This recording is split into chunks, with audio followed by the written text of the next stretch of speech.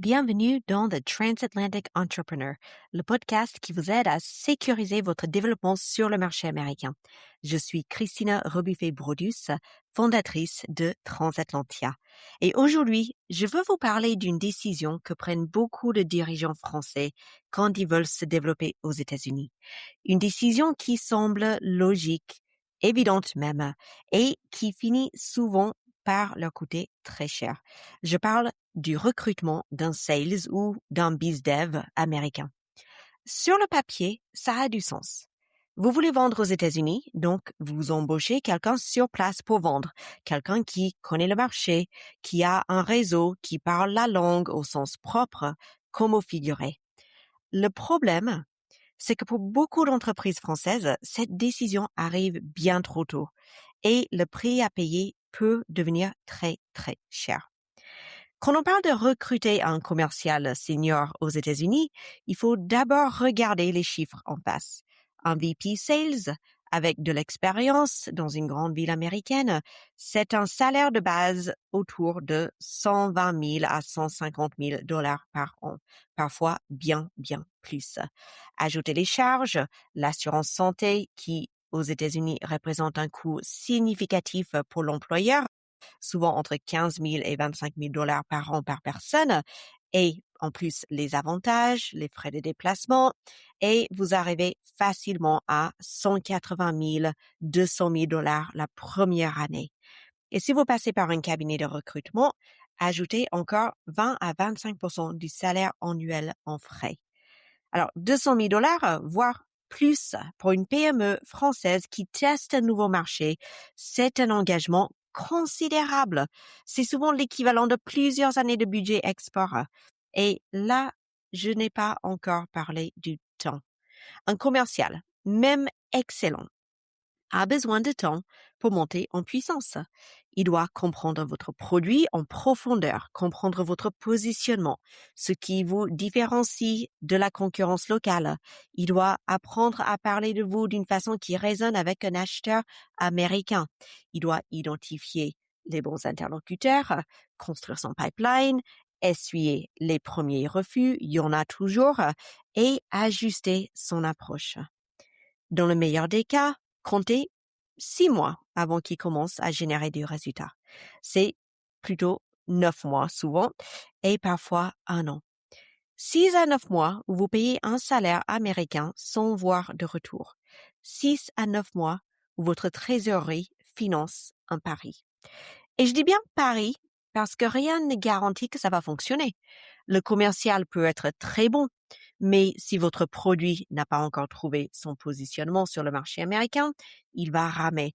Et ça, c'est une erreur que je vois souvent. Je parle parfois à des entreprises qui ont déjà embauché des bizdev aux États-Unis, qui sont en place parfois depuis 6-9 mois, pas encore des résultats. Et quand je pose les questions, oui, est-ce que vous avez fait une étude de marché pour identifier le bon marché? Non, mais on sait que notre marché est là-bas parce que le commercial, il est bas, il a son réseau. Ou bien, est-ce que vous avez testé votre offre pour voir comment l'ajuster pour le marché américain? Oui, enfin, on a fait quelques ajustements et puis de toute façon, c'est à peu près les mêmes problèmes là-bas qu'ici. Donc, déjà, il y a cette étape où il faut vraiment se poser les questions. Est-ce que vous avez pris le temps? Oui, c'est un investissement, mais c'est un investissement où vous aurez sûrement un retour parce que ça vous permet justement d'envoyer un produit et des commerciaux sur le terrain avec une offre où vous savez qu'il a sa place sur le marché américain. Voilà. Donc, si vous n'avez pas déjà les outils marketing adaptés, un site web qui parle aux Américains, je dis anglais américain, pas avec l'orthographe britannique, par exemple, ce que je vois parfois. Si vous avez des études de cas locales, si vous avez la possibilité d'en avoir, ou des études de cas pour vos clients européens, mais adaptées et retravaillées pour le marché américain. Des témoignages clients. Si vous manquez de tout ça, donc votre commercial, il va ramer. Si personne en Europe n'est disponible pour le soutenir quand il a besoin d'une réponse technique à 15 heures, heure de New York, c'est-à-dire 21 heures, heure à Paris, il va ramer aussi. Et un VP Sales seul, sans structure autour de lui, c'est un peu comme un pilote dans un avion sans kérosène. Ça veut dire qu'il peut avoir le meilleur avion, la meilleure technologie, le meilleur produit du monde, mais sans le carburant qu'il faut, l'avion ne décollera pas. Et quand je discute avec des dirigeants qui envisagent ce type de recrutement, parce que ça semble facile, on va vendre à des Américains, on va embaucher Américains, ça ira plus vite, je leur pose souvent une question simple. Qu'est-ce que vous cherchez vraiment? Et la réponse, dans 90% des cas, c'est des ventes, du chiffre d'affaires, des clients américains. Oui, ok. Mais qu'est-ce qu'un employé à temps plein est la seule, est-ce qu'un employé à temps plein est la seule façon d'y arriver? Est-ce que c'est même la meilleure façon d'y arriver à ce stade de votre développement?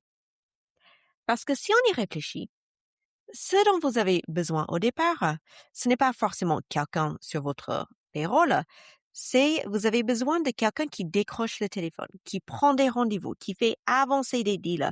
Vous avez besoin d'actions commerciales sur le terrain américain, même si c'est à distance. Et la question c'est, est-ce que cette action commerciale nécessite un salarié à $200 par an? Ou est-ce qu'il existe d'autres façons de l'obtenir, avec moins de risques et plus de flexibilité? Je ne vais pas vous donner une réponse toute faite, parce que ça dépend vraiment de votre situation. Mais je veux que vous vous posiez la question. Vraiment. Pas juste comme un exercice théorique, mais en regardant vos chiffres, votre trésorerie, vos ventes, votre capacité à encaisser un investissement qui ne rapporte rien pendant 9 mois, mais qui demande des investissements significatifs pendant ce temps. Je vais vous raconter un cas de figure que je croise régulièrement. Les détails changent, mais le schéma reste le même. Une entreprise européenne, française même, disons une PME industrielle, avec un bon produit qui marche bien en Europe, 30 millions de chiffres d'affaires, une équipe solide, une vraie expertise technique. Le dirigeant décide de se lancer aux États-Unis. Et il fait les choses bien. Il recrute un commercial américain expérimenté, quelqu'un avec un beau CV, 15 ans dans le secteur, un réseau sur place, de l'enthousiasme. Et les premiers mois, tout le monde est optimiste. Le commercial, il fait des rendez-vous, il participe à des salons, il revient avec des cartes de visite et oui, très bonnes réunions, ils sont intéressés. Mais 6 mois passent. Pas de commande. Le commercial explique que le cycle de vente est long, qu'il faut être patient, que les Américains prennent leur temps avant de s'engager avec un nouveau fournisseur, surtout s'il est étranger, qu'ils connaissent pas. Ce n'est pas faux d'ailleurs. Mais 9 mois passent. Et toujours pas grand-chose de concret. Quelques propositions envoyées, mais pas vraiment de signature. Et le dirigeant français, il commence à s'inquiéter. Il a déjà investi beaucoup d'argent entre le salaire, les déplacements, le stand au salon, les outils CRM et son pipeline américain ressemble à une liste de peut-être un jour, on en reparle dans 3 mois. Et au bout d'un an, la décision tombe. On arrête les frais. Le commercial est remercié. L'aventure américaine est mise en pause, le temps de se restructurer et de analyser la situation. Bilan. Beaucoup trop d'argent dépensé, 0 client signé. Et surtout, 1 an de perdu et une perte dans l'espoir de développer ce marché qui était pourtant si prometteur. Et le plus frustrant dans cette histoire, c'est que le produit avait peut-être sa place sur le marché américain. Mais on ne le saura jamais parce que l'approche n'était pas la bonne. Trop d'argent gaspillé trop vite dans une structure trop rigide sans avoir pris le temps en amont pour faire le travail nécessaire pour valider et adapter le produit et le process de vente au marché américain. Donc, si je vous raconte tout ça, ce n'est pas pour vous décourager de vous développer aux États-Unis. Au contraire, le marché américain est immense.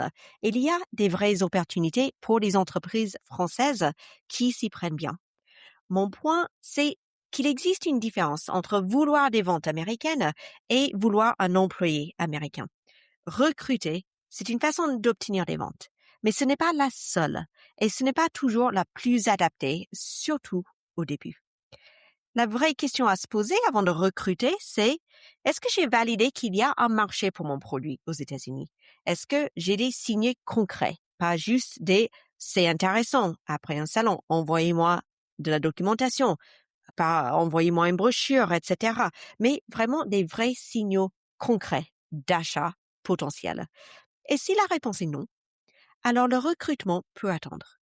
Votre priorité à ce stade, c'est probablement de continuer à tester, de valider, d'obtenir les premiers résultats avec une approche plus légère qui ne vous engage pas sur 200 000 $ par an dès le départ.